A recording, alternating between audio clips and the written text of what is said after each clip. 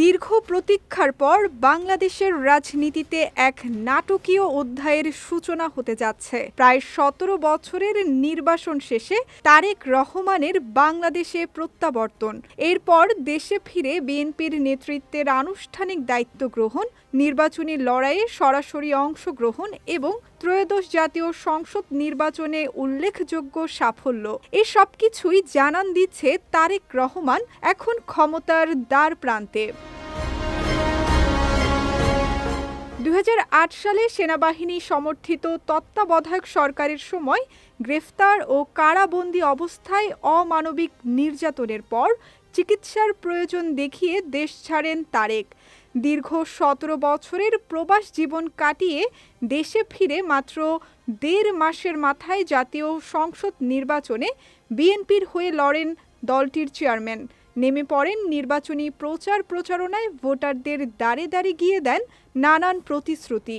ফলস্বরূপ ত্রয়োদশ জাতীয় সংসদের ভূমিধস ফলাফল বলছে তিনিই বাংলাদেশের সম্ভাব্য প্রধানমন্ত্রী।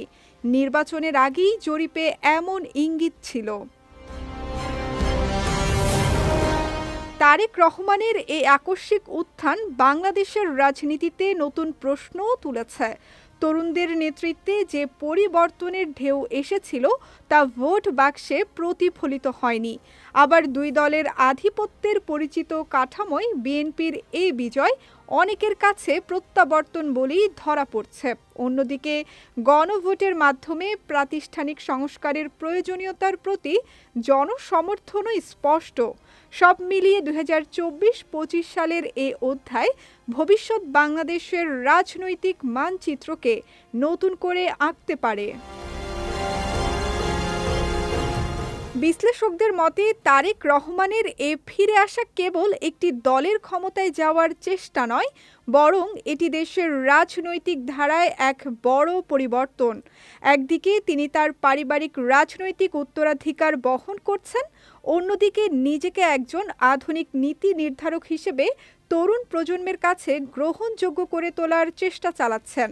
নির্বাসন থেকে ফিরে ক্ষমতার কেন্দ্রে এ যাত্রা যতটা নাটকীয়, সামনের পথ ততটাই কঠিন।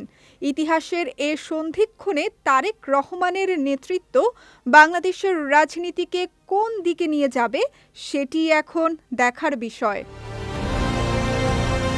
সঙ্গীতা শাহ, বিজয় টিভি, নিউজ ডেস্ক।